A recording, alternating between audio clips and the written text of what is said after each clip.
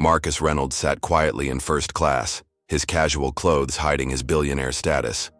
Flight attendant Veronica Winters approached, her face contorting with disdain. Without warning, she slapped him hard, her diamond ring slicing his cheek. Blood trickled down his face as stunned passengers began filming. Security rushed forward while Veronica smirked, completely unaware she'd just assaulted the owner of Skyline Airways. Marcus leaned close, whispering something that drained all color from her face. This single slap would trigger a chain of events nobody could have predicted. What happens when racism meets the wrong target? Before we begin this shocking story, let me know where you're watching from.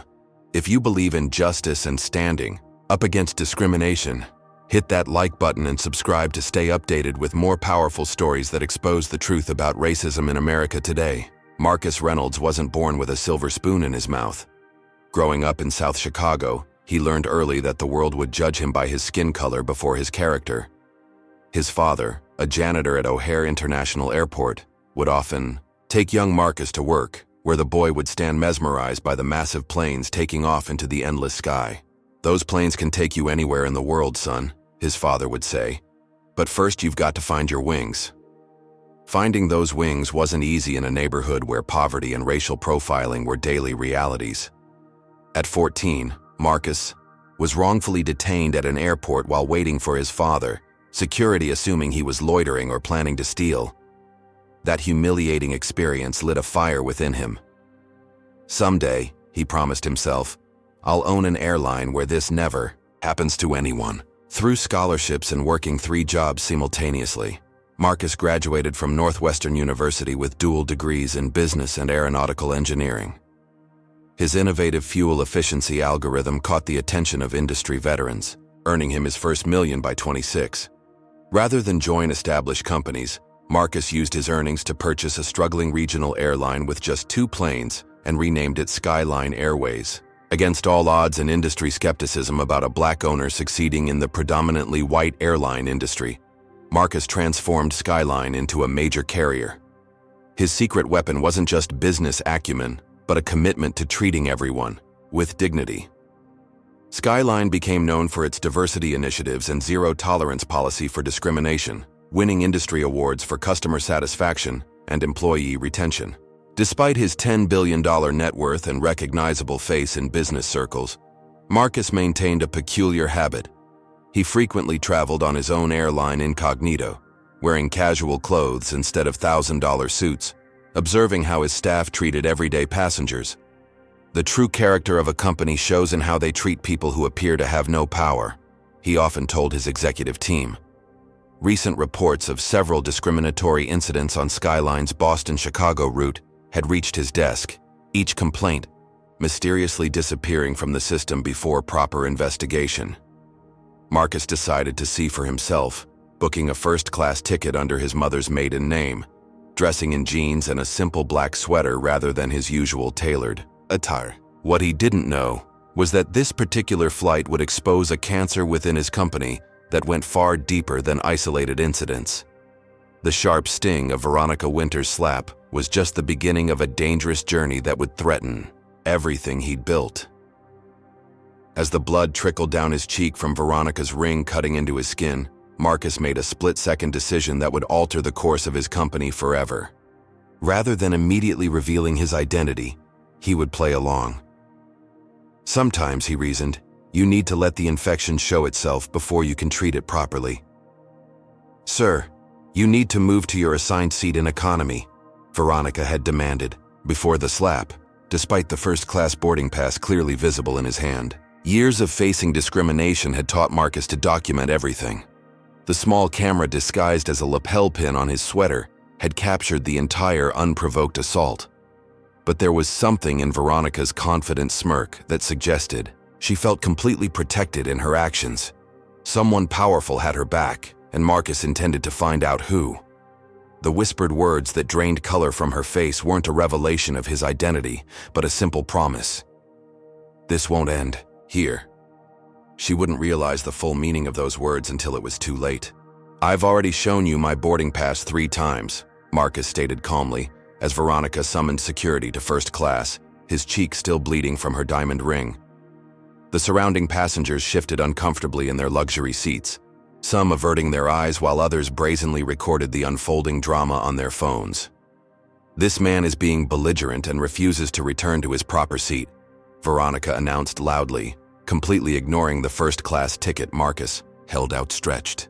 "He's making other passengers uncomfortable with his aggressive behavior." Two male flight attendants quickly flanked Veronica, creating a wall of white faces staring down at Marcus. One of them, whose name tag read Bradley, leaned forward and whispered just loud enough for nearby passengers to hear, "How exactly did you afford this ticket?" Marcus remained poised, activating the recording function on his phone while maintaining steady eye contact. "I purchased it the same way everyone else did. My assignment is seat 2A, which is exactly where I'm sitting." Security arrived within minutes, two burly men who positioned themselves on either side of Marcus's seat without asking a single question. "Sir, we need you to come with us," the taller one demanded, already reaching for Marcus's arm. "On what grounds?" Marcus asked, still maintaining his composure despite the blood now staining his collar. "I have a valid ticket for this seat. We can resolve this issue off the aircraft," the security guard insisted, his grip tightening around Marcus's bicep. A middle-aged white woman across the aisle suddenly spoke up. "I saw everything. This man did nothing wrong. That flight attendant slapped him for no reason." Veronica's practiced smile never wavered as she addressed the woman. "Ma'am, I understand your concern, but you didn't see the beginning of the altercation. This is a security matter now." More passengers began murmuring, many recording the incident. Marcus noticed how Veronica seemed completely unconcerned about being filmed, as though consequences simply didn't apply to her actions. "I'd like to speak to the captain," Marcus requested calmly. Veronica actually laughed, a short, dismissive sound. "The captain is preparing for departure and doesn't have time for passengers who can't follow simple instructions." Marcus nodded thoughtfully before saying, "Then perhaps I should call someone who can resolve this situation." "Who exactly do you think you're going to call?" Veronica challenged with a smirk. "The CEO?"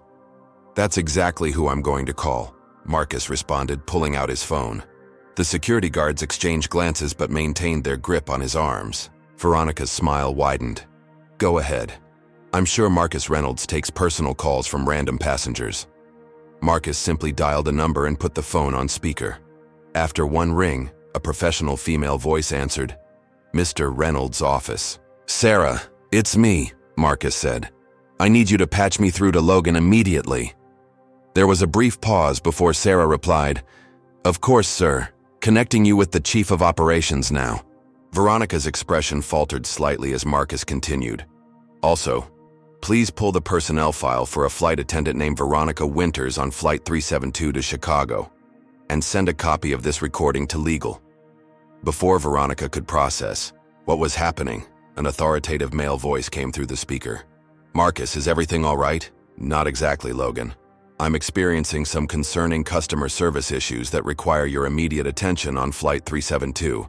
How quickly can you meet this plane?" The entire first-class cabin had fallen silent, all eyes darting between Marcus and the increasingly pale Veronica. Logan's voice was clear for everyone to hear. "I'll have a team at the gate when you land in 30 minutes. Should I alert airport police as well?" "That might be prudent," Marcus replied. "I've been physically assaulted by a staff member." The security guards had already released their grip, taking a step back as the realization dawned on them. Veronica's confident demeanor cracked completely, her eyes widening in dawning horror. "Sir, are you—" Bradley began, his earlier condescension evaporating. Marcus simply turned off his phone and raised an eyebrow at the now retreating flight crew. "I believe I'd like some ice for my cheek now. Have you ever been judged by your appearance rather than your character?" Comment number 1 if you've experienced discrimination in a public place like Marcus. Hit that like button if you believe people should be treated with respect regardless of how they're dressed or what they look like. And subscribe to see more stories of justice prevailing against discrimination. Would Veronica face real consequences, or would her connections protect her from the brewing storm? What powerful forces might be behind the systematic discrimination at Skyline Airways? The remaining 30 minutes of the flight transformed into an excruciating exercise in sudden politeness. Veronica had vanished to the back of the plane, while other crew members practically fell over themselves offering Marcus drinks, snacks, and profuse apologies. The security guards had retreated to the rear of the aircraft, suddenly fascinated with some invisible task that kept them far from seat 2A. Bradley, who had questioned how Marcus could afford his ticket, now hovered nearby with an ice pack and a first aid kit, his hands visibly trembling. "Sir, I want to personally apologize for the misunderstanding." "Was it truly a misunderstanding, Bradley?" Marcus asked quietly, holding the ice pack to his swollen cheek. "Or is this standard procedure for black passengers in first class?" Before Bradley could stammer through a response, the captain's voice crackled over the intercom, announcing their descent into Chicago. What the captain didn't mention was the unusual welcoming committee assembling at their gate. As the plane taxied to the terminal, Marcus could see through his window what the other passengers couldn't. 3 black SUVs on the tarmac, alongside airport police vehicles and a cluster of individuals in Skyline Airways executive uniforms. News vans were already positioning themselves near the terminal entrance, alerted by the viral videos passengers had uploaded mid-flight. The moment the seatbelt sign turned off, the flight's chief purser rushed to Marcus, a tall woman with graying hair who introduced herself as Diana. "Mr. Reynolds, on behalf of the entire crew, I want to express our deepest apologies. We had no idea that you were... That is, we didn't recognize that I was a human being deserving of basic respect," Marcus finished for her. "Or that I was your boss." Diana flushed deeply. "Sir, Veronica Winters doesn't represent our company values." "Actually, Diana, I'm concerned that she represents them perfectly," Marcus replied, standing to his full height. "What happens to black passengers who aren't CEOs? Do their complaints disappear like the others I've been investigating?" The question hung unanswered as the cabin door opened. First to board was Logan Pierce, Skyline's chief of operations, ashen-faced and perspiring despite the November chill. Behind him came the airline's legal counsel and head of security. "Marcus," Logan began, his eyes fixed on the cut and bruise forming on his boss's face. "I can't begin to..." Marcus raised a hand to silence him. "Where is she?" "Ms. Winters is being detained by airport security," Logan answered promptly. "She's claiming it was all a misunderstanding, that you were aggressive and she felt threatened." Marcus nodded calmly. "I expected as much. I want the security footage from this aircraft downloaded immediately. My lapel camera caught everything, but I want all angles." Logan's expression flickered momentarily before he composed himself. "There might be a technical issue with the onboard cameras for this flight. Maintenance reported some system glitches." "How convenient," Marcus observed. "And how many other glitches happen when passengers file discrimination complaints?" Logan's silence was telling. As they moved toward the exit, Veronica's voice carried from the jet bridge where she was speaking to airport police. "He threatened me. Ask any of the crew. He was aggressive and tried to force his way into first class with an economy ticket." Marcus stepped into view, causing Veronica to falter mid-sentence. Behind her stood a distinguished older white man in an expensive suit, who Marcus immediately recognized as Richard Winters, one of Skyline's major shareholders and board members. The family resemblance between Richard and Veronica was unmistakable. "Uncle Richard!" Veronica exclaimed. "Thank goodness you're here. This man is trying to twist everything." Richard Winters placed a protective arm around his niece while extending his other hand toward Marcus. "Marcus, this is all an unfortunate misunderstanding. My niece is an exemplary employee with a spotless record. Perhaps we could discuss this privately." Marcus ignored the offered hand. "Interesting that you arrived so quickly, Richard. I wasn't aware the board was notified of every customer service incident." "I have friends at Chicago O'Hare," Richard replied smoothly. "They alerted me when they heard Skyline might be facing some public relations challenges." Marcus turned to the airport police. "Officers, I'd like to press charges for assault." "Now, Marcus," Richard's voice dropped to a threatening whisper. "Consider the optics here. A powerful black CEO persecuting a young woman over a minor incident. The media would have a field day questioning your judgment and leadership. Skyline. Stock could take a significant hit. For the first time, Marcus allowed a hint of steel to enter his voice. "Are you threatening me, Richard? Warning a fellow board member about potential business implications isn't a threat," Richard replied with a thin smile. "It's fiduciary responsibility." What neither man realized was that a passenger had paused on the jet bridge, recording their entire exchange. Within an hour, this video too would join the others circulating online, raising questions about power, privilege, and the true culture at Skyline Airways.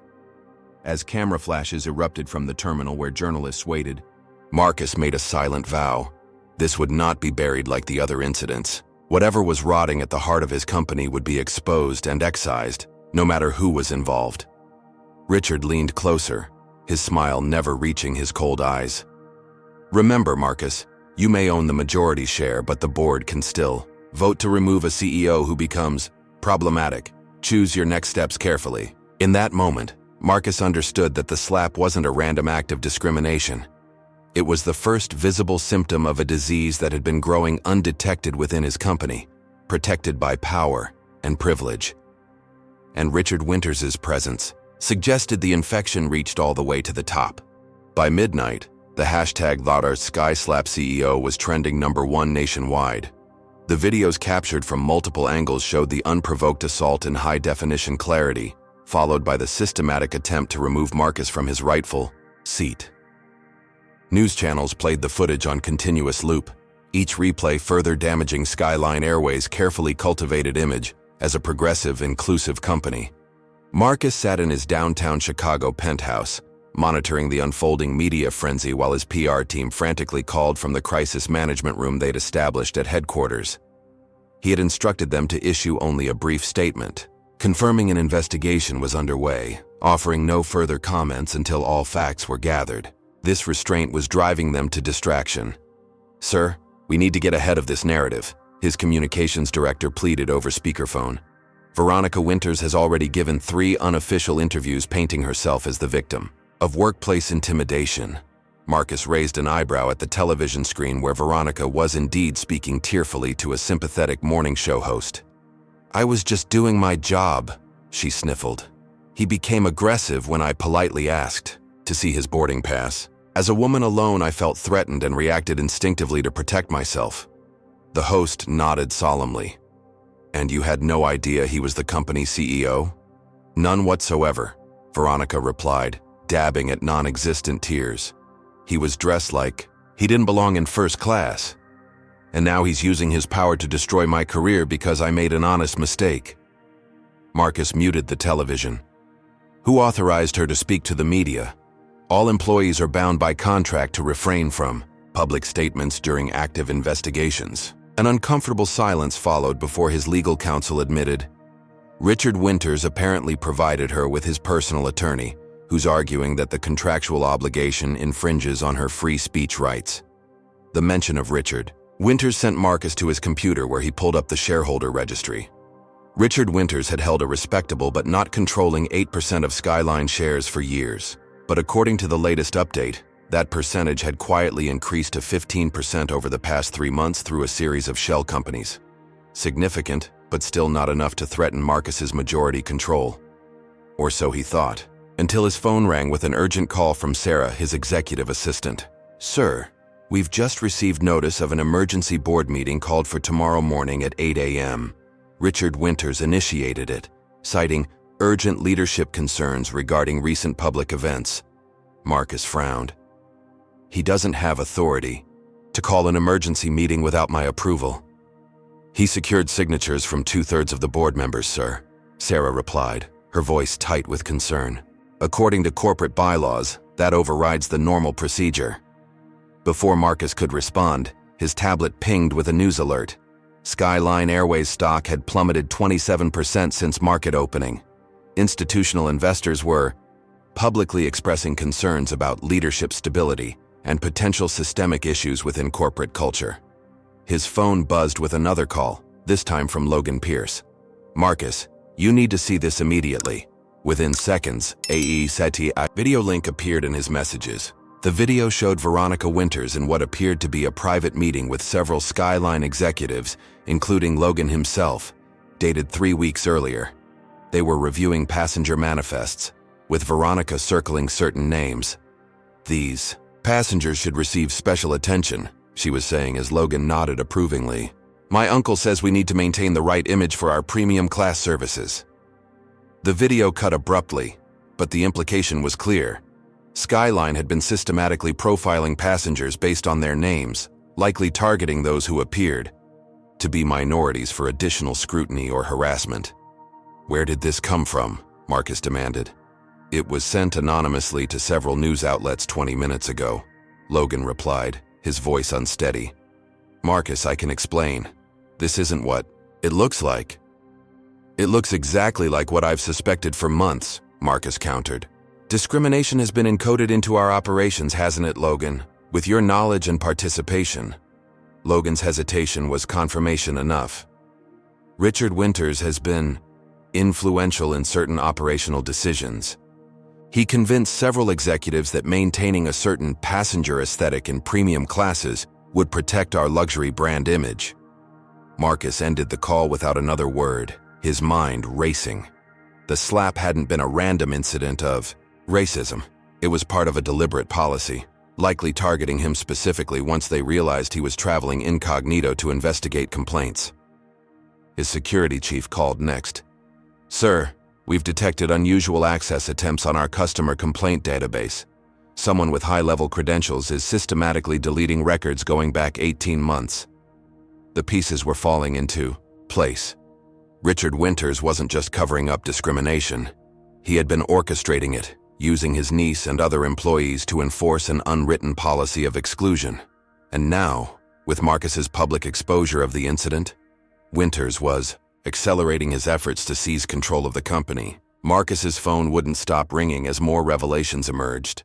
Former employees began calling news stations with stories of being fired after objecting to discriminatory practices. Minority passengers shared accounts of being downgraded from first class without explanation. Current staff leaked internal memos suggesting profile management of the passenger experience. As the night progressed, Marcus received an encrypted message from an unknown sender. "Winters meeting with competitor CEOs now. Hostile takeover being discussed. Watch your back." By dawn, Marcus Slaps CEO had evolved into Skyline truth and Winters racism, as the public narrative shifted from a single incident to recognition of a systemic problem. But while public opinion seemed to support Marcus, the financial damage was mounting. The stock had now dropped 35%, wiping billions from the company's market value. Marcus's phone rang again. It was Richard Winters himself. "I'm offering you one chance to walk away cleanly," Winters said without preamble.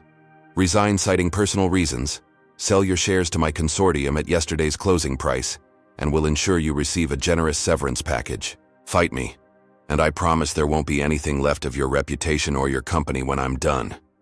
Marcus let the threat hang in the air for a moment before responding. "You seem to have forgotten something critical, Richard." "And what's that?" Winters asked with audible disdain. "I built this airline from nothing once before," Marcus said calmly. "I can do it again if necessary, but you've spent your life taking shortcuts and standing on others' shoulders. Without your privilege and connections, what exactly would you have?" Winters' laugh was cold. Bold words from a man about to lose everything. "I'll see you at the board meeting, Marcus. Bring a cardboard box for your personal items." As Marcus ended the call, he realized the fight ahead would be about much more than a slap, or even his company. It was about exposing the insidious ways racism remained encoded in corporate America, protected by power, money, and influence. What he didn't yet realize was just how far Richard Winters would go to maintain that system, or how dangerous the coming days would become. Marcus arrived at Skyline headquarters at 6 a.m., 2 hours before the emergency board meeting. Security personnel looked nervous as he badged through, their usual greetings replaced with uncertain nods. Word had clearly spread that the CEO's position might be in jeopardy. "Sarah," Marcus called as he entered his executive suite. His loyal assistant was already at her desk, dark circles under her eyes suggesting she hadn't gone home. "I've been compiling everything we have, sir," she said, handing him a tablet. "It's worse than we thought." The tablet contained hundreds of complaints from minority passengers, all mysteriously marked resolved without any actual resolution. Many included disturbing keywords: seat reassignment, removed from first class, questioned about ticket validity, subjected to additional screening. The pattern was unmistakable. "How many years back does this go?" Marcus asked, scrolling through the damning evidence. "At least 3, Sarah replied. "It intensified 18 months ago when Richard Winters joined the Service Quality Committee."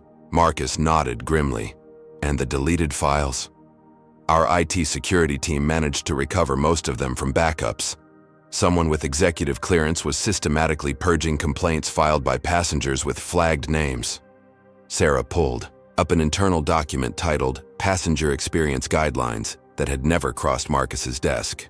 It contained thinly veiled instructions for identifying passengers who might diminish the premium class experience for standard clientele. The document never explicitly mentioned race, but the coded language was clear to anyone reading between the lines. "Who authorized this?" Marcus demanded. "It has Richard Winters' digital signature, but Logan Pierce implemented it across all flight crews last year. They disguised it as a customer experience enhancement protocol." Before Marcus could respond, his private line rang. The caller ID showed it was Darius Washington, Skyline's chief information officer, and one of the few executives Marcus implicitly trusted. "You need to get to the server room now," Darius said without preamble, his voice hushed and urgent. "They're trying to wipe everything." Marcus was moving before the call ended. The elevator ride to the basement server facility took only moments, but when the doors opened, he found 2 security guards he didn't recognize blocking his path. "This area is restricted due to maintenance," one stated flatly. "You'll need to return upstairs." Marcus straightened to his full height.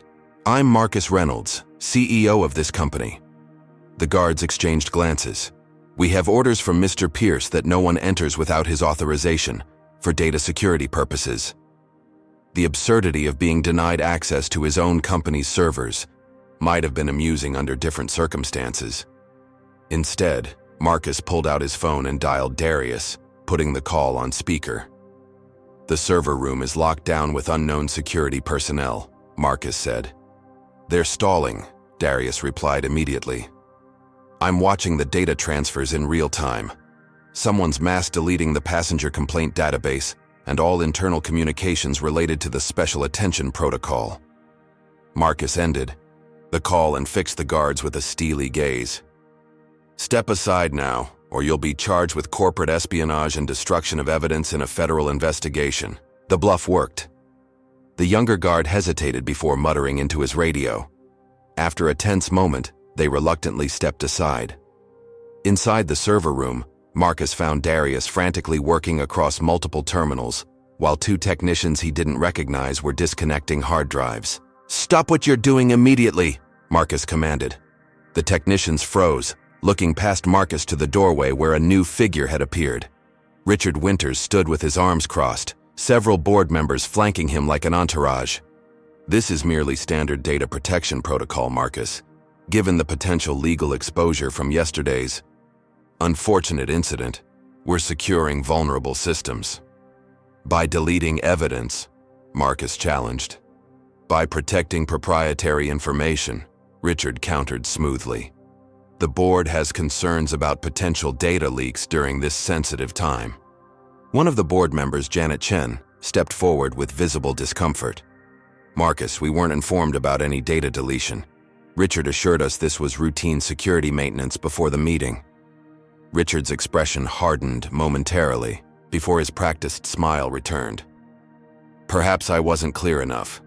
We're simply securing systems while legal assesses our exposure." "Darius," Marcus called without taking his eyes off Richard, "what exactly is being deleted?" "Everything related to passenger complaints for the past 3 years," Darius answered, "plus all communications mentioning the words profile, special, attention, or passenger selection." Janet Chen's eyes widened. That sounds like destruction of evidence. It's standard data lifecycle management, Richard insisted. Old complaints are routinely purged. Not without a retention review, Marcus countered, and certainly not hours before a board meeting regarding discrimination allegations. The tension in the room was palpable as other board members began murmuring among themselves. Richard's confident facade cracked slightly as he realized he was losing control of the narrative. Darius, Marcus continued, please lock down all systems and revoke all administrative access except your own until further notice. Board members, I suggest we move our emergency meeting forward since we're all here. As they headed toward the boardroom, Marcus received a text from an unknown number. Check your personal email, evidence of wider conspiracy, not safe to talk. The anonymous tip led to a folder of encrypted files containing communications between Richard Winters and executives at competing airlines. The conspiracy wasn't limited to Skyline. It extended industry-wide, with major carriers quietly implementing similar discriminatory practices under the guise of premium class experience management. More disturbingly, the files revealed a systematic effort to identify and terminate employees who raised concerns about these practices. Marcus recognized several names as promising staff members who had suddenly resigned or been fired for performance issues. As he entered the boardroom, Marcus realized the confrontation ahead was about more than saving his position or even his company. It was about exposing a cancer that had metastasized throughout the entire industry, protected by powerful people who believed discrimination was acceptable if it preserved their vision of luxury. The stakes became clearer still when a security chief slipped him a note just before the meeting began. Death threats received at your home address. Private security dispatched. Winters has connections to extremist groups opposed to minority-owned businesses. Marcus took his seat at the head of the boardroom table, facing 14 faces that would decide the immediate fate of Skyline Airways and, perhaps, the future of equality in the airline industry. Richard Winters sat at the opposite end, his confident smile suggesting he already knew the outcome.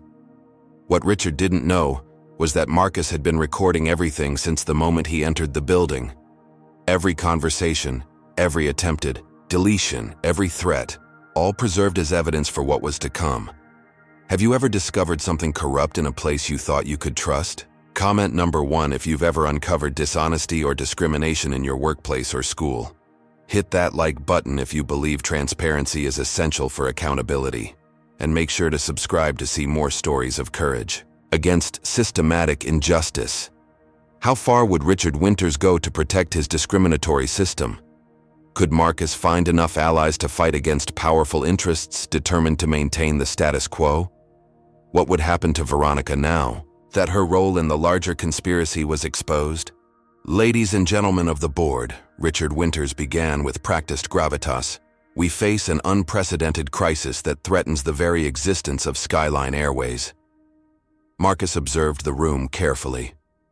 Of the 14 board members present, he could immediately identify 6 who were firmly in Richard's camp, based on their body language and the knowing glances they exchanged. 4 others appeared genuinely concerned about the allegations, while the remaining 4 seemed to be waiting to see which way the wind would blow before committing. Yesterday's unfortunate incident, Richard continued, while regrettable, has been weaponized into a false narrative about our company culture. A single employee's momentary lapse in judgment is being portrayed as evidence of systemic discrimination. Janet Chen interrupted. A momentary lapse in judgment doesn't explain the document instructing staff to give special attention to certain passengers. Richard's smile didn't waver. That protocol was designed to identify potential security concerns, not to discriminate. It's being mischaracterized. By whom? Marcus finally spoke, his voice calm but commanding. The document never crossed my desk for approval, despite company policy requiring CEO review of all customer service protocols. Richard's eyes narrowed slightly. The Service Quality Committee has broad authority to implement experience enhancements without burdening the CEO with every operational detail. Not when those enhancements involve profiling passengers, Marcus countered, or when they result in hundreds of discrimination complaints that mysteriously disappear from our systems. The boardroom fell silent as Marcus distributed tablets to each member. What you're looking at is a sample of over 800 complaints, from minority passengers who experienced harassment, seat reassignments, or unwarranted security checks over the past 18 months. All were marked resolved without action or compensation. Board members began scrolling through the evidence, expressions ranging from shock to discomfort to calculated indifference. These complaints represent just those we could recover after. This morning's attempted data purge, Marcus added, watching Richard's jaw tighten. A purge ordered without my knowledge or consent. Richard leaned forward. The timing of these allegations is suspect. Marcus has been under increasing pressure for Skyline's disappointing quarterly results. This entire discrimination narrative conveniently deflects from his leadership failures. It was a calculated pivot, and Marcus noted with concern how several wavering board members nodded slightly at the mention of financial performance.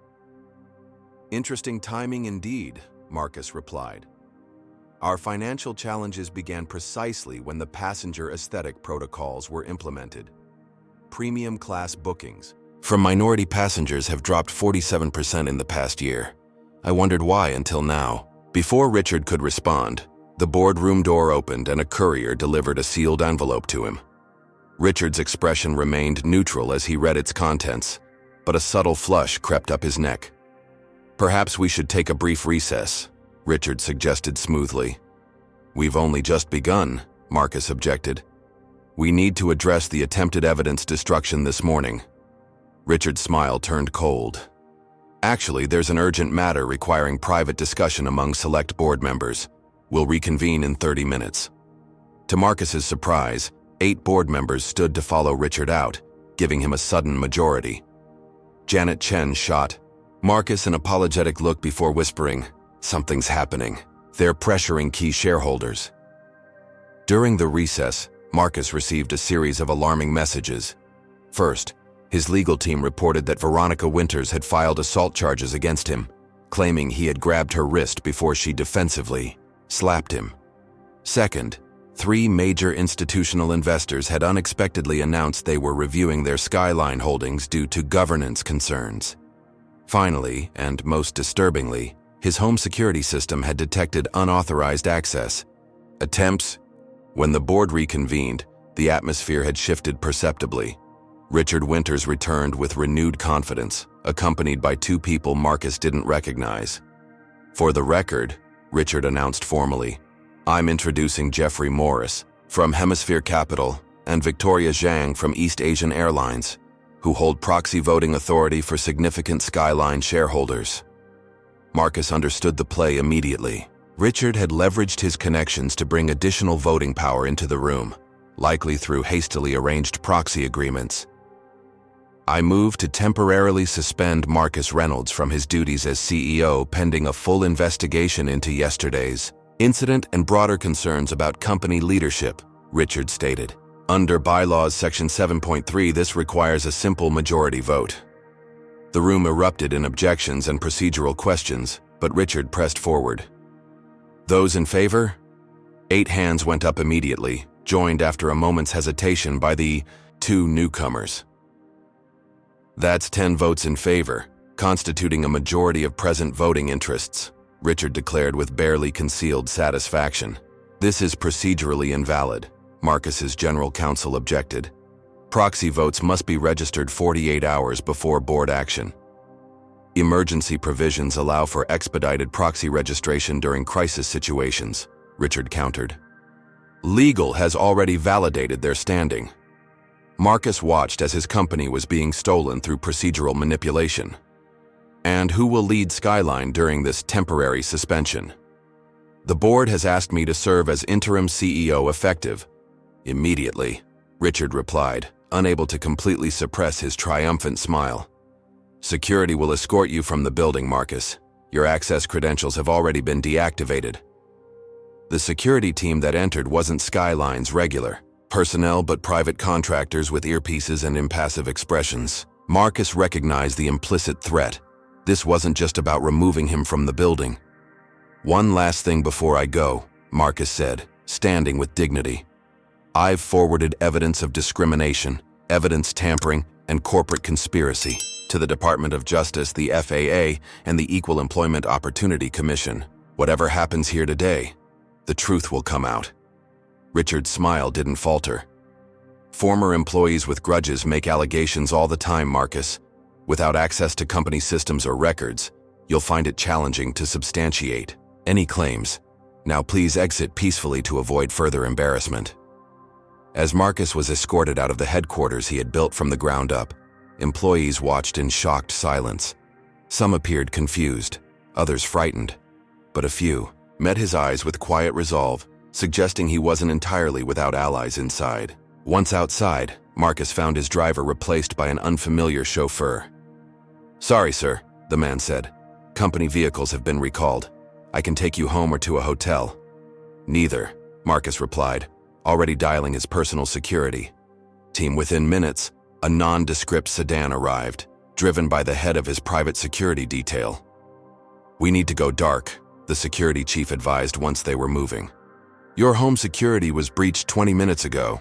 They copied your hard drives and planted something in your study. We're not sure what yet." Marcus nodded grimly. "They'll try to destroy my reputation next, plant evidence, fabricate scandals, anything to discredit the discrimination claims." "It's already happening," the security chief confirmed, showing Marcus his phone. Breaking news alerts showed a story about documented anger issues and workplace intimidation by Marcus Reynolds, citing anonymous Skyline sources. Another article questioned his financial management, suggesting accounting irregularities under his leadership. By nightfall, the character assassination was in full swing. Former employees suddenly appeared on news programs claiming Marcus had created a hostile work environment. Financial analysts who had previously praised his leadership now expressed long-standing concerns about his management style. Social media accounts began circulating doctored videos showing Marcus making offensive comments, sophisticated deepfakes. That would take time to disprove. Most alarming was the announcement that Skyline Airways would be restructuring its diversity initiatives to focus on merit-based advancement rather than quota-driven hiring, a clear signal that Richard Winters was already dismantling the inclusive culture Marcus had built. From a secure location, Marcus watched as the company he had built from nothing was being transformed overnight into precisely the kind of discriminatory institution he had created Skyline to counteract. Richard Winters wasn't just stealing his company, he was perverting its very purpose. What Richard couldn't know was that Marcus had prepared for this possibility. Years of facing discrimination had taught him to always have contingency plans. Somewhere in the city, Darius Washington was downloading backup copies of the evidence Richard thought he had destroyed. Janet Chen was quietly documenting the procedural violations from the board meeting, and dozens of loyal employees were preparing to become whistleblowers, gathering evidence of the systematic discrimination being institutionalized under Winters' leadership. The real battle was just beginning, and despite the apparent victory, Richard Winters had underestimated his opponent in one crucial way. Marcus Reynolds had spent his entire life fighting against powerful people who believed the rules didn't apply to them. He hadn't come this far to back down now. The morning news hit like a series of calculated blows.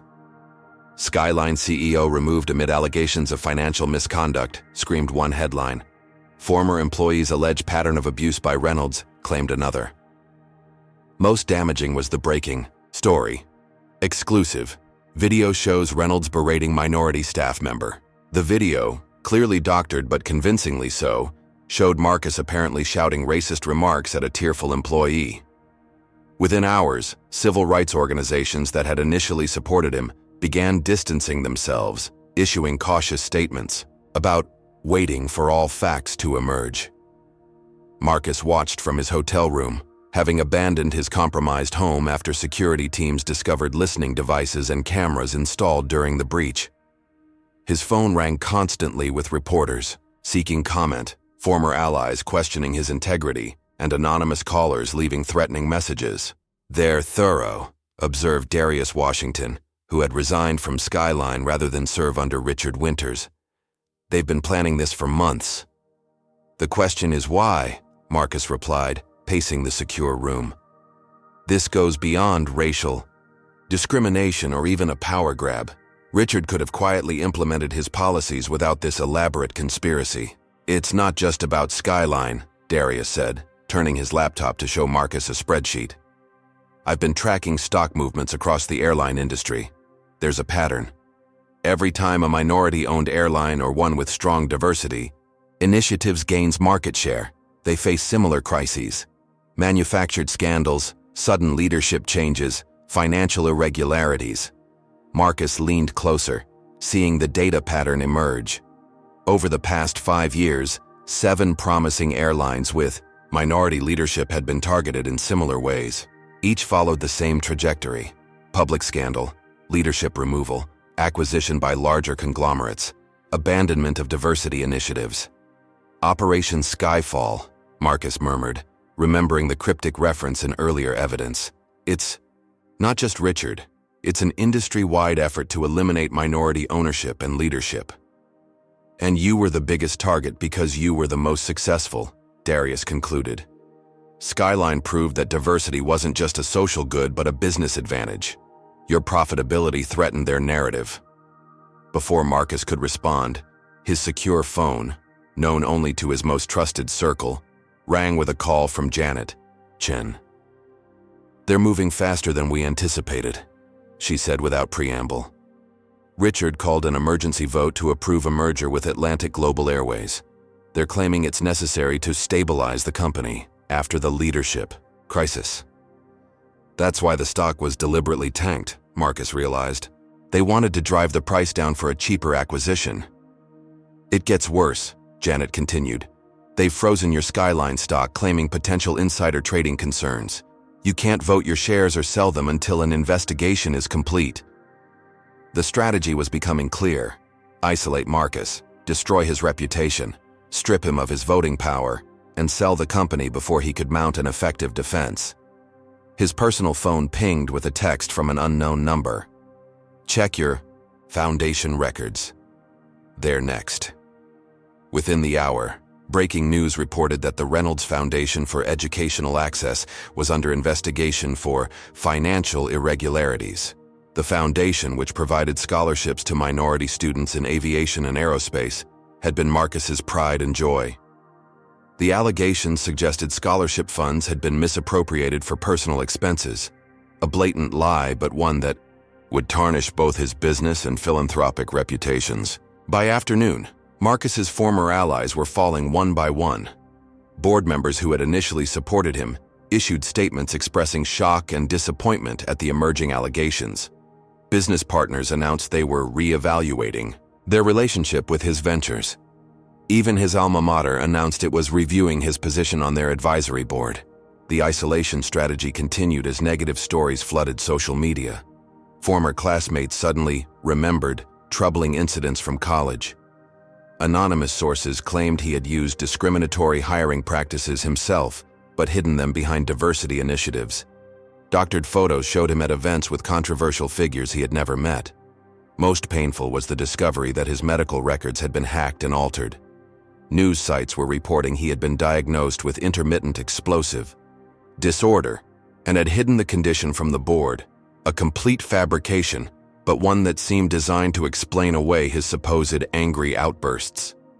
When Marcus attempted to issue public denials, he found his social media accounts suspended for violation of terms of service.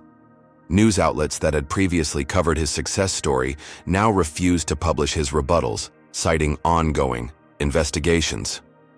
The personal attacks extended beyond his reputation. His sister called in tears after being fired from her teaching position for unspecified concerns.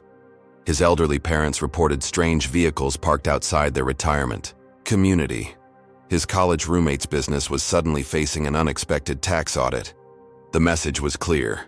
Anyone associated with Marcus Reynolds would suffer consequences. That evening, as Marcus returned to his hotel after meeting with his legal team, he found the door ajar. Inside, his room had been ransacked, with "Know Your Place" spray painted across the wall. His secure laptops were missing, along with the physical evidence he had gathered against Richard Winters. For the first time since the crisis began, Marcus felt a moment of genuine despair. The conspiracy against him was more extensive and powerful than he had imagined, reaching into media, healthcare systems, financial institutions, and apparently even law enforcement, which had dismissed the hotel break-in as a routine burglary. When he tried to check into another hotel under an assumed name, his credit cards were declined. His bank accounts showed pending fraud investigations. Even his most loyal friends were now hesitant to take his calls, fearful of the reach of his enemies. The isolation was nearly complete when his phone rang with a call from his primary attorney.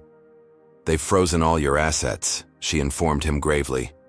"And the FBI just requested all our communications under subpoena. They're claiming potential wire fraud involving Skyline and your foundation."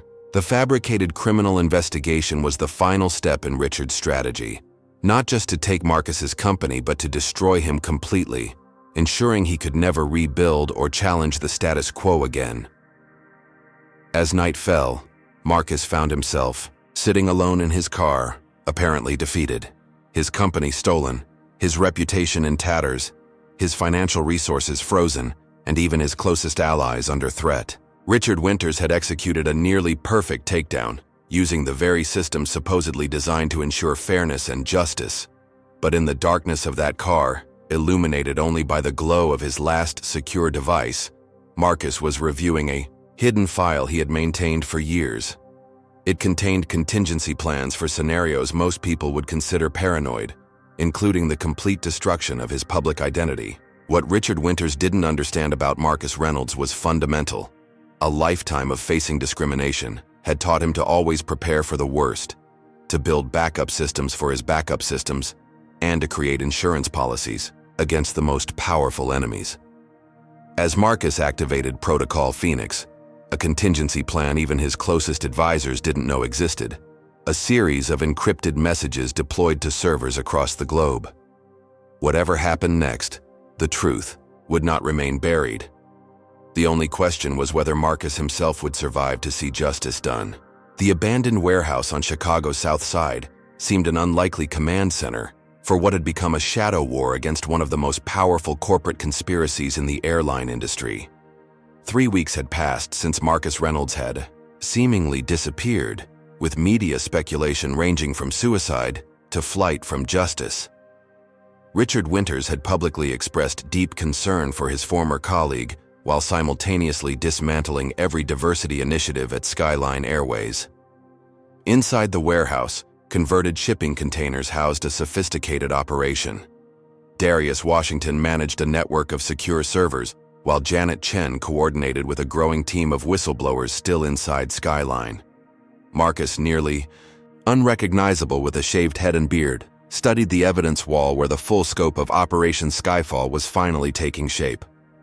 "We've confirmed connections between Richard Winters and executives at 7 major airlines," reported Maya Patel, a former Skyline data analyst who had resigned rather than comply with data manipulation orders. "They've been coordinating for at least 5 years to systematically eliminate minority-owned airlines and diversity initiatives industry-wide." Marcus nodded grimly. "And the white supremacist connection?" "Confirmed," Darius replied, pulling up encrypted communications on his screen. "Winters doesn't just have business motivations. He's ideologically driven.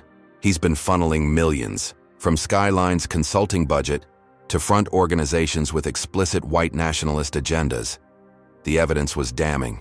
Richard Winters and his allies weren't merely protecting their business interests. They were advancing a deliberate agenda to maintain racial homogeneity in airline ownership and leadership, using corporate resources to fund extremist groups, under the guise of industry consultants. "The Aviation Country Club," Marcus murmured, recalling the dismissive phrase a banker had once used when rejecting his first loan application to start Skyline. They never intended to let outsiders truly succeed. The team's biggest breakthrough had come from an unexpected source: Bradley, the flight attendant who had questioned how Marcus could afford his first-class ticket. Racked with guilt after seeing the systematic destruction of Marcus's reputation, he had reached out through secure channels with crucial information. "Veronica was placed on your flight deliberately," Bradley had revealed in his recorded testimony. They knew you were traveling incognito to investigate discrimination complaints. The slap wasn't spontaneous. She was instructed to provoke an incident that could be used against you. But the most damning evidence came from Richard Winters' own security negligence. Despite his careful conspiracy, he had held a meeting at his lake house where he had explicitly outlined the next phases of Operation Skyfall to his inner circle. Unknown to him, Marcus's security team had managed to plant recording devices during a catering delivery. "We've eliminated the Reynolds problem," Winters could be heard saying on the recording. "Once the Skyline acquisition is complete, we'll use the same playbook against Sing Air in California and Washington Regional. Within 5 years, we'll have restored proper control of all major routes." Another voice asked about potential legal exposure, to which Winters had laughed dismissively. "Who's going to stop us? We own the regulatory channels, the media narrative, and enough judges to ensure nothing sticks. The Reynolds takedown proves our methodology works perfectly." What Winters couldn't have known was that Marcus had spent his life building relationships across communities that Richard considered beneath his notice. While Winters controlled boardrooms and country clubs, Marcus had connections with community organizers, civil rights attorneys, ethical journalists, and government investigators who hadn't been compromised. "We're ready to move to Phase 2, Marcus announced to his team. "How many whistleblowers do we have confirmed?" 43 from Skyline, Janet Chen reported, plus 27 from other airlines involved in Operation Skyfall. All have signed affidavits and preserved evidence. "The regulatory filing is prepared," added former Judge Elaine Michaels, who had joined Marcus's shadow legal team. "Simultaneous submissions to the DOJ Antitrust Division, FAA, EEOC, and SEC. Once filed, they legally cannot be buried without explicit malfeasance." Marcus studied the coalition he had built while the world thought he was destroyed. Former competitors who had faced similar discrimination. Journalists who had been pressured to publish hit pieces but had kept records of the coercion. Federal investigators frustrated by previous cases being mysteriously reassigned. They represented the counter-network to Winters' conspiracy, people who believed in merit, fairness, and equal opportunity. "Tomorrow we end this," Marcus stated with quiet determination. "Not just for Skyline, but for everyone they've targeted." The synchronized operation began at dawn. While Richard Winters was appearing on a morning financial show touting Skyline's fresh direction and the nearly completed acquisition by Atlantic Global, 43 Skyline employees simultaneously submitted whistleblower filings with supporting evidence. 27 employees at other airlines did the same. As Winters stepped off the television set, his phone exploded with alerts. Federal agents were executing search warrants at Skyline headquarters, his private office, and the offices of 6 other airline executives implicated in Operation Skyfall. The stock trading algorithms that had been manipulated to attack minority-owned airlines were being seized by SEC investigators. Most damaging was the release of the full recording from Winters' Lake House meeting to selected ethical journalists who had resisted pressure to join the smear campaign against Marcus. Within hours, like Operation Skyfall and Dark Airline conspiracy were trending nationwide, with the original whistleblower recordings being played unedited on news programs. Veronica Winters, facing potential conspiracy charges, broke ranks first. In exchange for leniency, she provided detailed testimony about how she had been instructed to provoke an incident with Marcus, confirming she had been placed on his flight, specifically to create a pretext for his removal. As the evidence mounted, Richard's carefully constructed alliance began to fracture. Board members rushed to claim they had been misled. Financial backers issued statements denying knowledge of discriminatory practices. Corporate partners announced reviews of their relationships with implicated executives. By mid-afternoon, an emergency Skyline board meeting had been called. Richard Winters appeared confident as he entered, but his smile faded as he saw Janet Chen distributing evidence packets to each board member. "What is this?" he demanded. "The truth," Janet replied. "Simply, every discriminatory policy, every manipulated complaint, every communications with white supremacist organizations, every detail of Operation Skyfall." "This meeting wasn't authorized," Richard objected, looking around for support that wasn't forthcoming. "Actually, it was," came a voice from the doorway. Marcus Reynolds walked in, flanked by federal agents and his legal team. The room fell silent as he took his seat at the head of the table. "Impossible," Richard whispered, his composure cracking for the first time. "We destroyed you." "You tried," Marcus corrected calmly. "But you made a critical mistake, Richard. You thought discrimination was just a convenient business tool. But for me and millions of others, it's a reality we've spent our lives learning to fight. You were playing a game.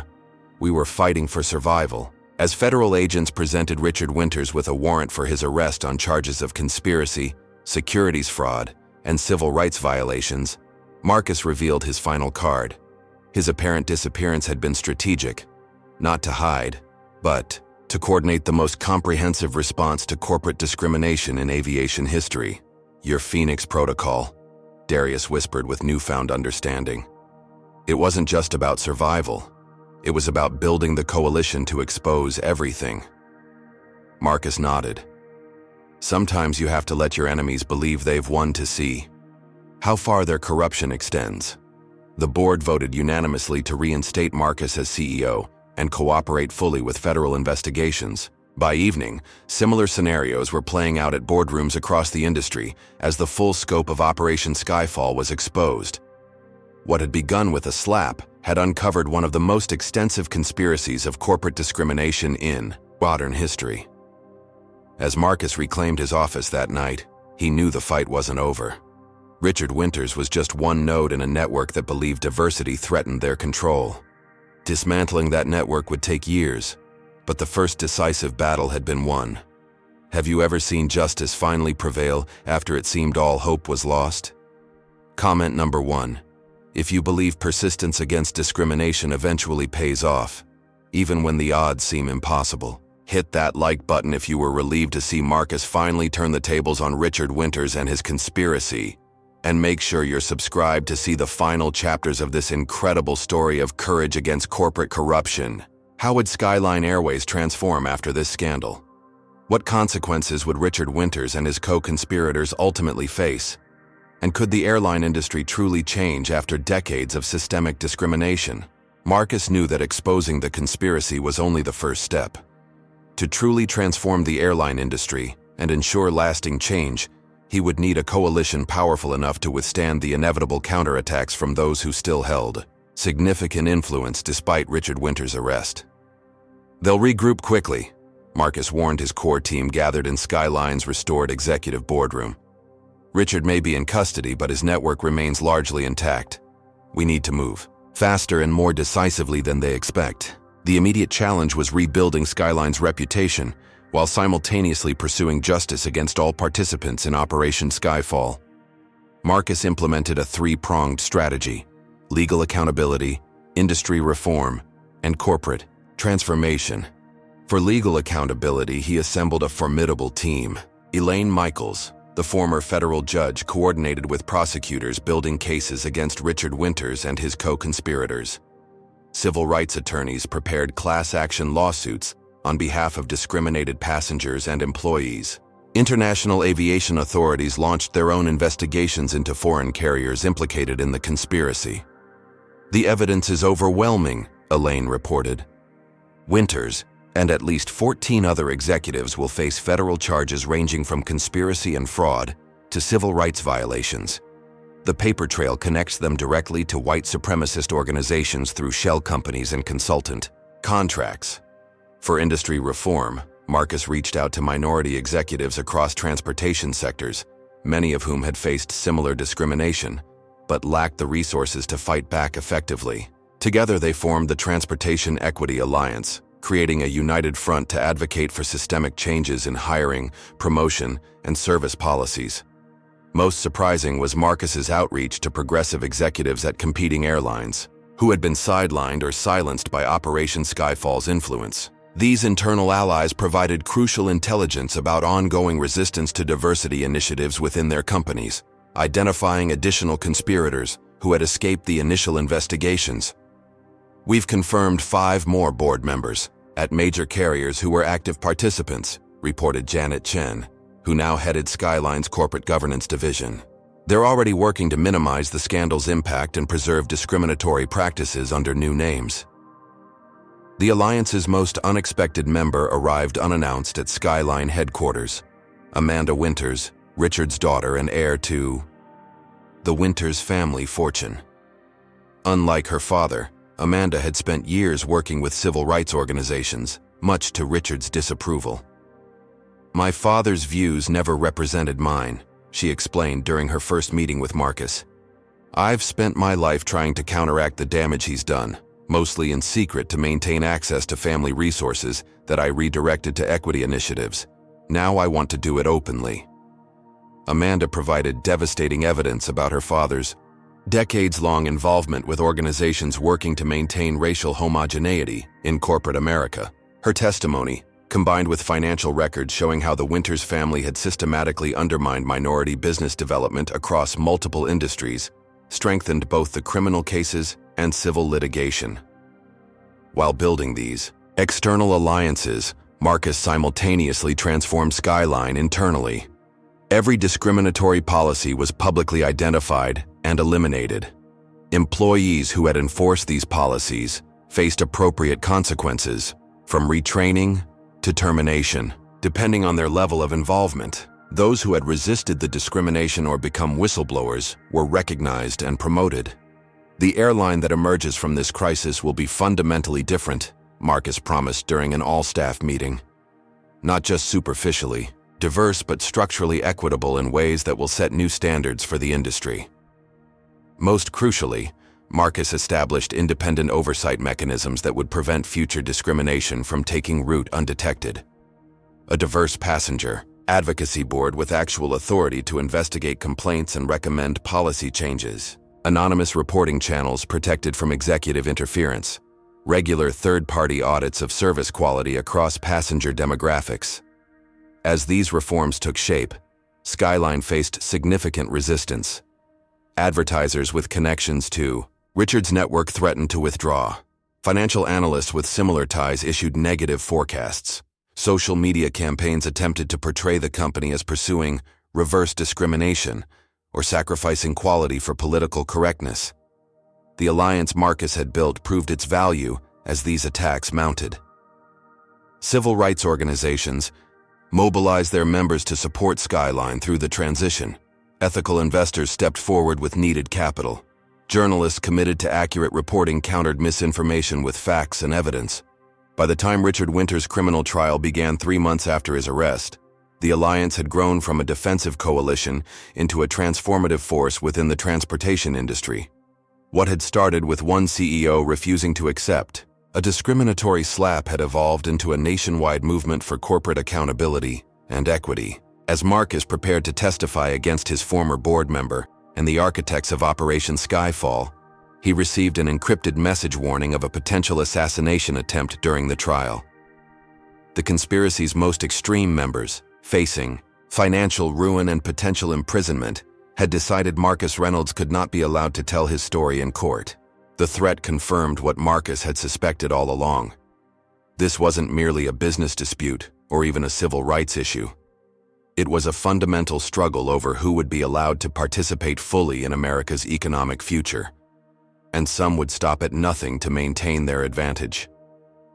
The federal courthouse resembled a fortress on the morning of Richard Winters' trial. Federal marshals established a secure perimeter while counterterrorism units swept for explosives. Marcus arrived in an armored vehicle surrounded by private security specialists and federal protective details. National media had descended on Chicago, framing the proceedings as a landmark case exposing corporate America's hidden discrimination infrastructure. The public gallery was filled with civil rights leaders, industry executives, and family members of those harmed by Operation Skyfall's policies. As Marcus took the stand, he noticed Richard Winters studying him with cold calculation, rather than the anger or defeat one might expect from a man facing decades in prison. That unnerving confidence was explained during the first recess when Marcus's security chief approached with disturbing news. "We've intercepted communications indicating a multi-pronged attack on your testimony," the security expert explained, "in a secure room. They're not just coming after you physically, they're implementing a comprehensive plan to destroy the case itself." The strategy became clear as proceedings resumed. Richard's defense team submitted a motion claiming key evidence had been obtained illegally during vigilante hacking operations conducted while Marcus was in hiding. The judge took the unusual step of sequestering the jury to consider the motion, delaying Marcus's testimony. Simultaneously, Skyline stock plummeted as anonymous sources claimed the company faced imminent SEC sanctions related to financial disclosures during the crisis. Institutional investors received fabricated regulatory advisories, warning of potential liability for maintaining Skyline holdings.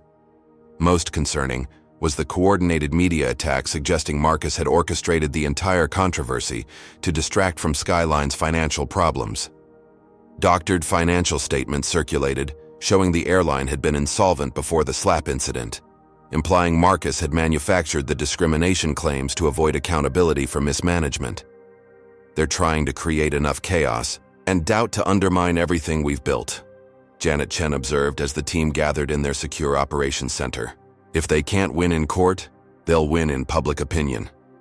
The counterattack escalated when Skyline's critical witness, Bradley, the flight attendant who had confirmed Veronica was specifically assigned to provoke Marcus, was found unconscious in his hotel room the night before his scheduled testimony. While doctors worked to determine whether he had been drugged or poisoned, the defense moved to have his previous statements declared inadmissible. Financial institutions with connections to Richard Winters began calling in loans and credit lines, extended to Skyline, creating an artificial liquidity crisis. Vendors with similar ties suddenly demanded accelerated payments. Travel booking sites mysteriously experienced technical difficulties that prevented Skyline flights from appearing in search results. The coordinated financial attack expanded to Marcus personally when the court-appointed monitor overseeing the freeze on his assets reported irregularities, requiring an extension of the restrictions. This left Marcus funding his legal defense and security through rapidly dwindling resources that hadn't been frozen during the initial assault on his finances. Most alarming was the discovery that 3 judges assigned to various aspects of the case, the criminal prosecution, civil litigation, and regulatory matters, had undisclosed connections to organizations funded by the Winters family. When Marcus's legal team raised these conflicts of interest, they faced accusations of attempting to improperly influence the judiciary. They prepared for every contingency, Marcus realized as these attacks unfolded, including losing the initial battle.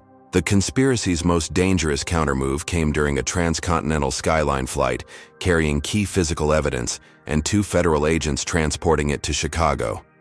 Mid-flight, the aircraft experienced simultaneous failures in multiple critical systems, forcing an emergency landing.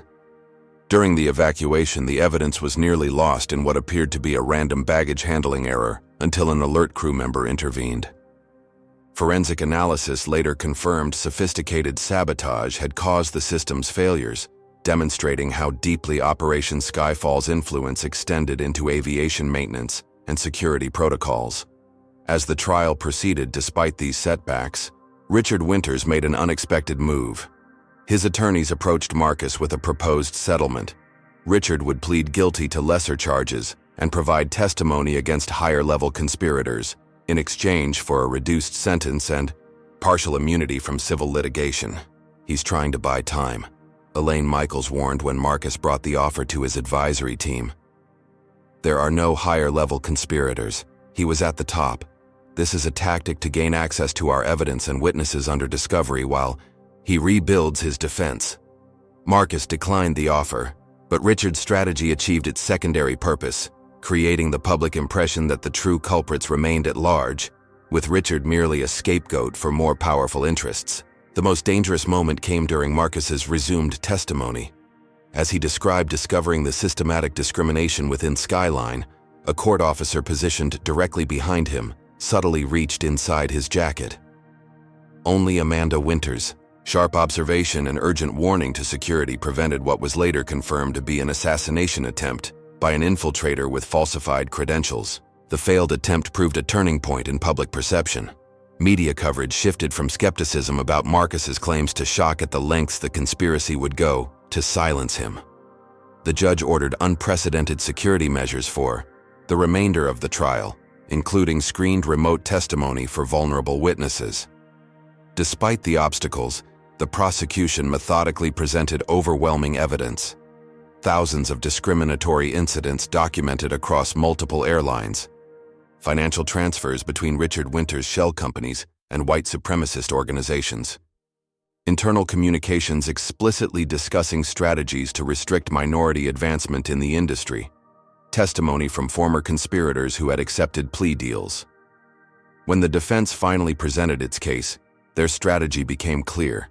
Frame Operation Skyfall, not as discrimination but as legitimate business strategy to maintain brand consistency in premium services. Their expert witnesses argued that passenger demographics were marketing decisions, not civil rights matters. This approach collapsed when prosecutors introduced Richard's own recorded words. The problem isn't about service quality, it's about maintaining natural order in an industry that symbolizes American achievement. Some people simply don't belong in the cockpit or the boardroom, and certainly not in first class.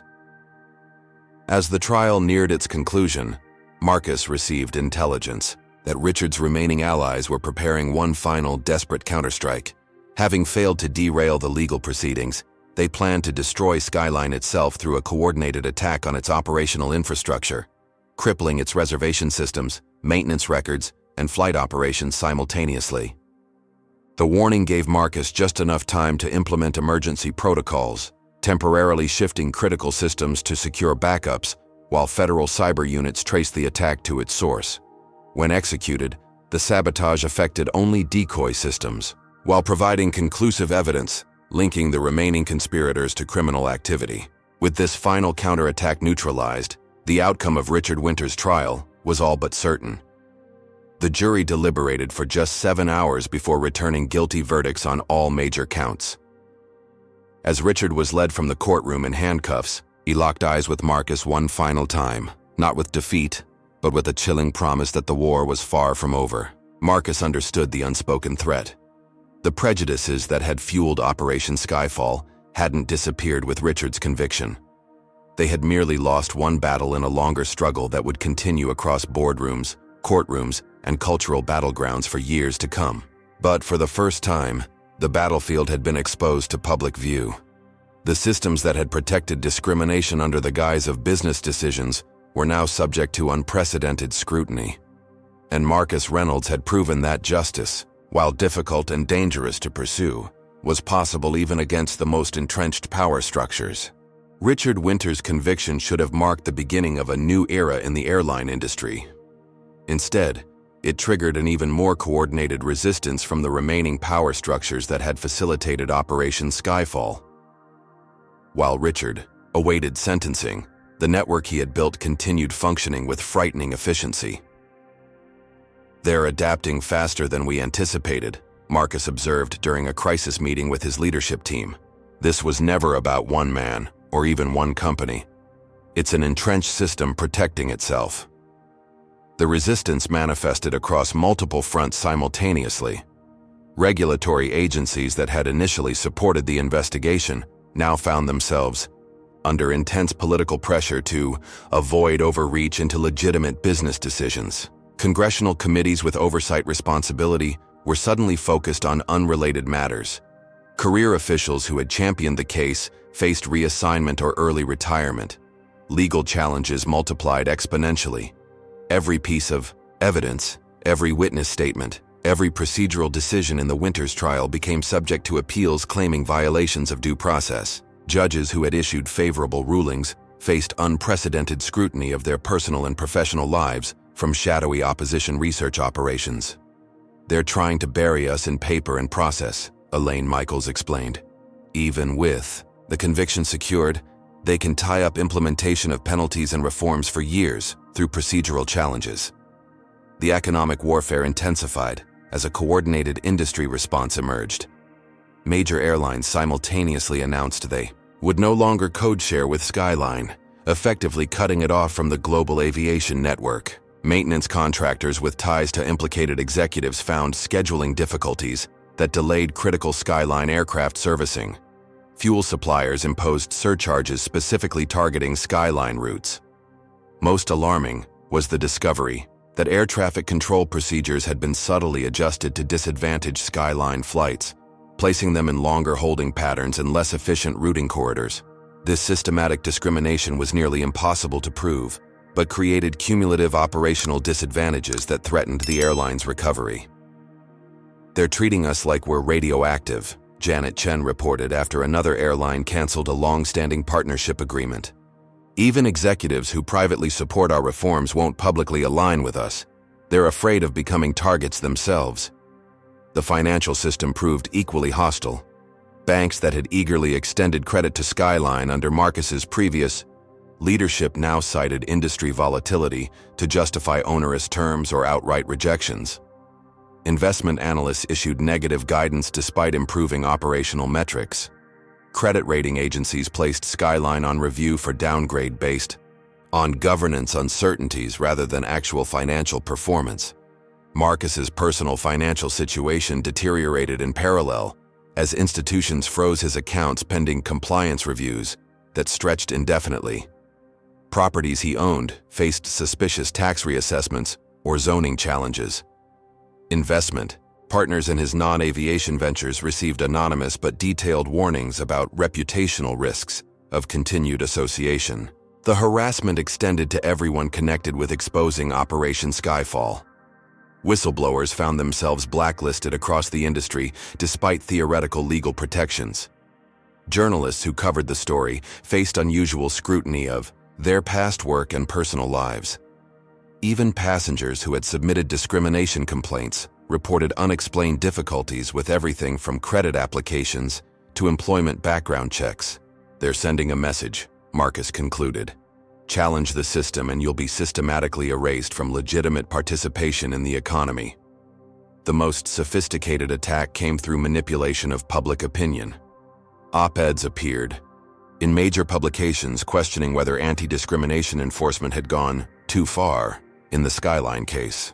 Research papers from prestigious universities suddenly identified significant costs of diversity initiatives in transportation safety and efficiency.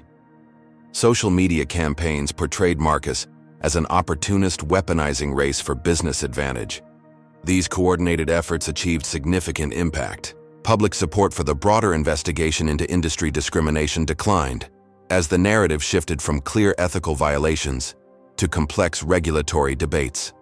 Political allies who had initially championed the cause began moderating their positions, citing balanced approaches and collaborative solutions rather than accountability and justice. Marcus recognized the playbook from centuries of resistance to equality, shifting the conversation from moral imperatives to technical complexities, exhausting reformers through procedural delays, isolating champions of change, and gradually returning to discriminatory practices under new terminology and justifications. The breaking point came when Marcus was traveling to a crucial meeting with international aviation authorities. Despite having proper documentation and security clearance, he was detained at the airport when a confidential terrorist alert mysteriously appeared in the security system. While eventually released, he missed the meeting where critical decisions about global aviation equity standards were being finalized. Investigation revealed the false alert had originated from compromised law enforcement databases. Someone with high-level access had deliberately targeted Marcus to undermine the international regulatory effort. More disturbing still, the same pattern had affected other minority aviation executives attempting to participate in similar forums. As these systematic attacks continued, Marcus faced a painful realization. The legal victory against Richard Winters, while significant, had merely exposed the outer layer of a much deeper and more resilient system of exclusion. The visible conspiracy had been prosecuted, but the invisible infrastructure supporting it remained largely intact and actively hostile. The ultimate betrayal came from an unexpected source. Marcus's chief security advisor, whom he had trusted implicitly throughout the crisis, was discovered passing sensitive information about Skyline's defensive strategies to Richard's remaining network. The advisor had been compromised through a combination of blackmail and financial inducements orchestrated from Richard's detention center using coded messages through his legal team. This infiltration at the highest level of Marcus's operation threatened to unravel everything he had built. Contingency plans were compromised, witness protection protocols exposed, and strategic legal approaches revealed to opponents before implementation. Most critically, the security breach had exposed vulnerabilities in Skyline's revamped operational systems that could be exploited for catastrophic disruption. With his trusted circle penetrated, his financial resources dwindling, his public support eroding, and systematic resistance mounting across every sector, Marcus faced the darkest moment since the original crisis began. The system he had challenged was fighting back with everything at its disposal, demonstrating why so few had dared to confront entrenched discrimination at this scale. For a brief moment, Marcus considered the possible necessity of compromise, accepting partial reforms while allowing the deeper structures of inequity to persist. It was the path most change agents eventually took when faced with the full force of systemic resistance, claiming partial victories while abandoning comprehensive transformation. As he contemplated this potential retreat, Marcus received a secure communication from an unexpected source. Amanda Winters, who had disappeared from public view shortly after her father's conviction, had not been idle. Working with allies across multiple industries, she had been documenting the retaliatory campaign against Skyline and everyone associated with exposing Operation Skyfall. The system reveals itself most clearly when threatened, her message concluded. We now have unprecedented visibility into how discrimination is actually preserved and protected. This isn't the end. It's the opportunity we've been waiting for.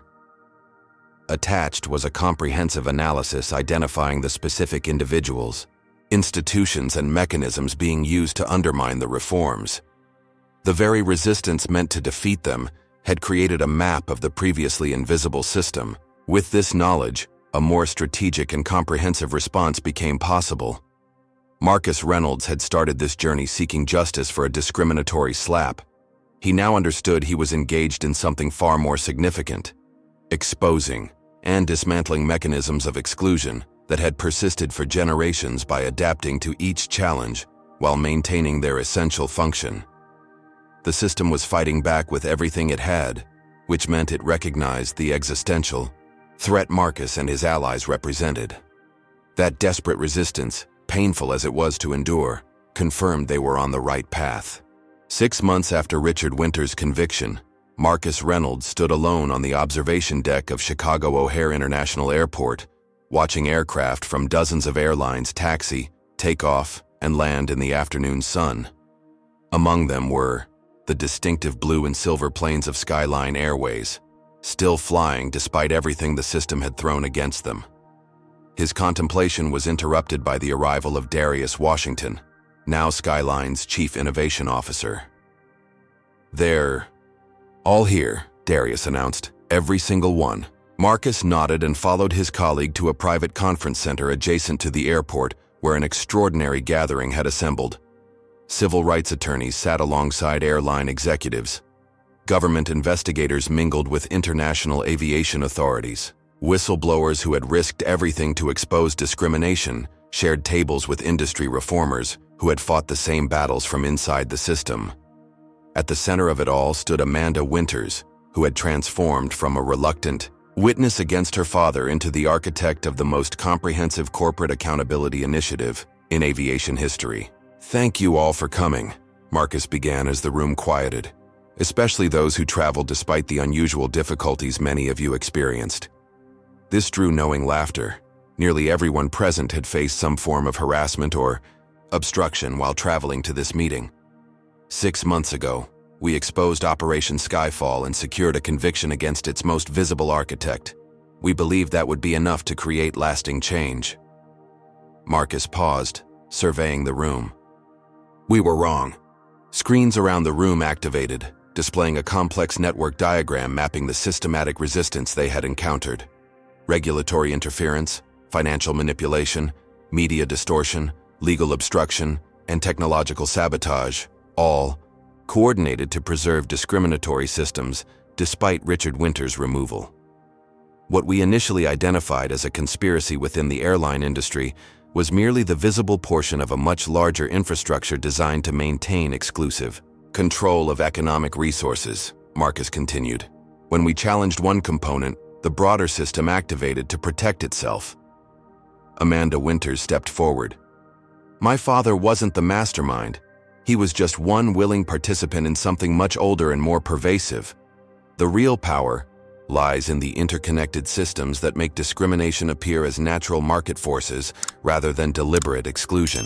For the next hour, the assembled experts methodically dissected how discrimination had been encoded into seemingly neutral business practices across the transportation sector. Algorithms that determined ticket pricing and upgrade availability, financing mechanisms that evaluated airline creditworthiness, hiring and promotion systems that perpetuated homogeneity in leadership, security protocols that disproportionately targeted minorities. The revelation isn't that discrimination exists, Marcus explained. It's that it has been systematically embedded in operational procedures that appear race-neutral while producing consistently discriminatory outcomes. This understanding had led to the creation of a comprehensive response, the Aviation Equity Alliance, formally launching today, with combined resources exceeding $20 billion and participation from regulators in 17 countries. Unlike traditional diversity initiatives focused on representation, the alliance would address the structural mechanisms that preserved inequality, regardless of who held specific positions. It would create new standards for algorithmic accountability in passenger service, establish independent oversight of security protocols, develop alternative financing models for minority-owned aviation businesses, implement whistleblower protections with actual enforcement capacity.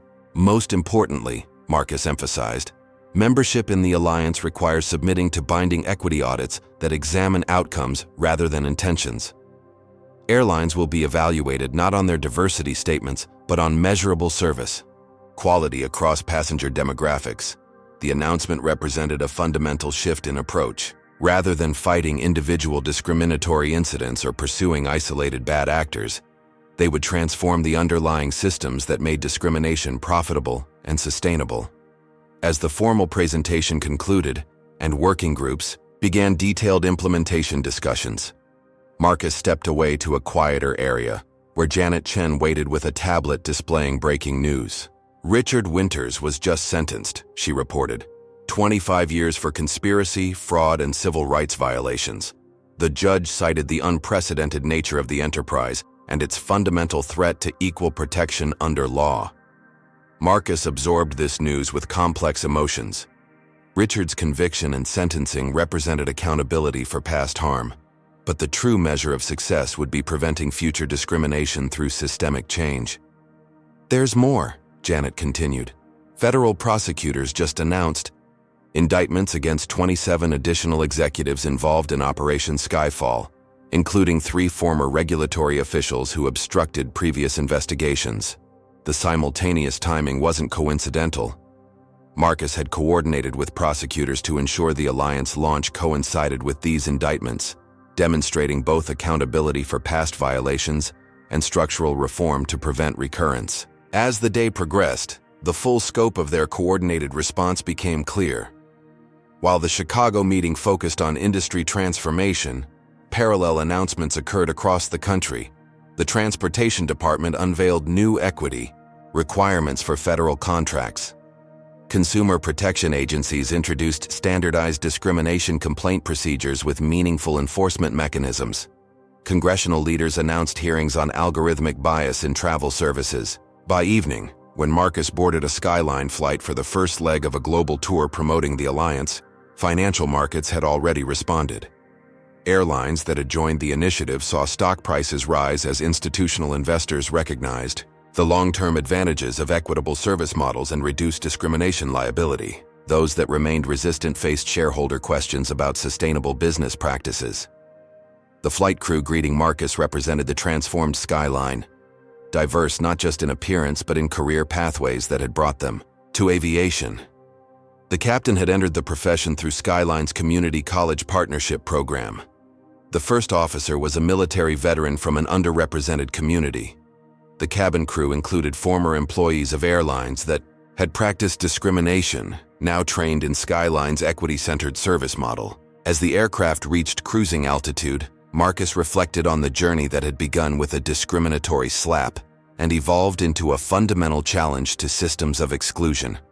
The personal cost had been enormous: financial hardship, reputation, attacks, constant security concerns, broken relationships with former allies. Yet the alternative, accepting discrimination as inevitable, had never truly been an option. His tablet pinged with a message from Amanda Winters, who was leading a parallel alliance launch in Europe. "My father just issued a statement from prison claiming this is all an overreaction to a minor misunderstanding between a flight attendant and a passenger. Some things never change." Marcus smiled slightly at the irony. Richard Winters still couldn't comprehend that the slap itself had never been the issue. It was merely the visible manifestation of invisible systems designed to maintain inequality, while providing plausible deniability to those who benefited. The final confirmation that their approach was working came from an unexpected source. Marcus's security team intercepted communications between Richard's remaining allies, revealing their growing alarm at the comprehensive nature of the reforms. "This goes beyond window dressing," one wrote. "They're actually changing the rules of the game." That was precisely the point. Diversity initiatives had traditionally focused on bringing new players into a game with rules designed for their disadvantage. The Aviation Equity Alliance was instead rewriting those rules to ensure everyone competed on genuinely equal terms. As Skyline's aircraft soared through the night sky, Marcus recognized that their work had just begun. Entrenched systems wouldn't yield easily to reform, regardless of how well designed. The resistance would adapt, finding new methods to preserve old advantages. Complete transformation would require sustained vigilance across years and decades, not just months.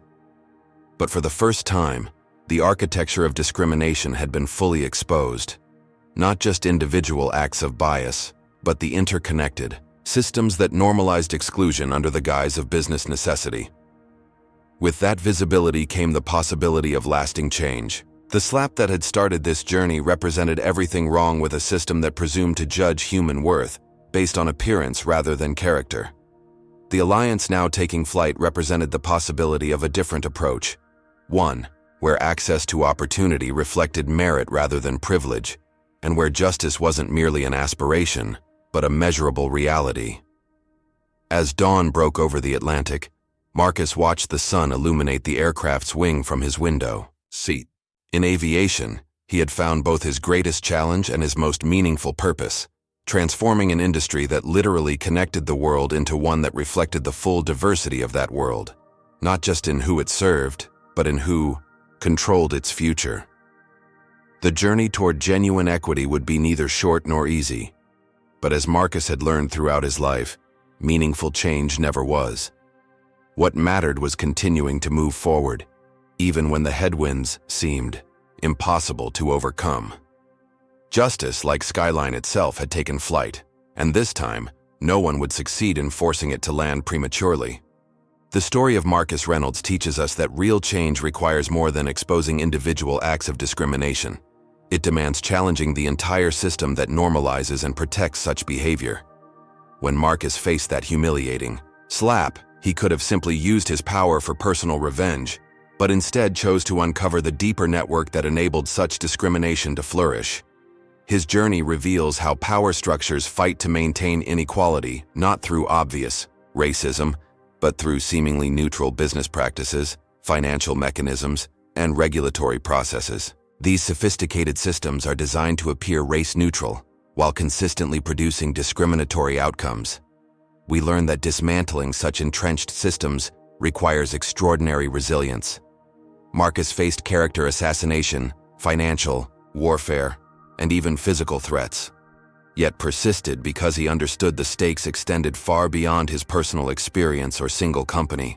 Perhaps most importantly, this story highlights the difference between superficial diversity initiatives and true structural change. Simply adding diversity to a biased system doesn't solve the underlying problem. Real transformation comes from rewriting the rules of the game to ensure genuinely equal opportunity for all. The final lesson lies in the power of strategic alliance building. No single person, regardless of resources or determination, can transform entrenched systems alone. Victory comes through uniting whistleblowers, ethical executives, legal experts, and community advocates around a common vision of accountability and equity. Discrimination thrives in silence and isolation. Its greatest weakness is exposure to the full light of public scrutiny and unified opposition. What systems of discrimination have you witnessed in your own life that hide behind business decisions or standard practices? Have you ever been in a position like Marcus where standing up for justice meant risking everything you've built? Share your experiences in the comments below. If this story resonated with you, please hit that like button to help others find it. Subscribe to our channel for more powerful stories that expose injustice and celebrate those brave enough to fight it. And if you know someone who needs to hear this message, share it with them today. Thank you for joining us on this journey. Remember, lasting change begins when courage meets opportunity. And one person refusing to accept injustice can spark a movement that transforms entire industries.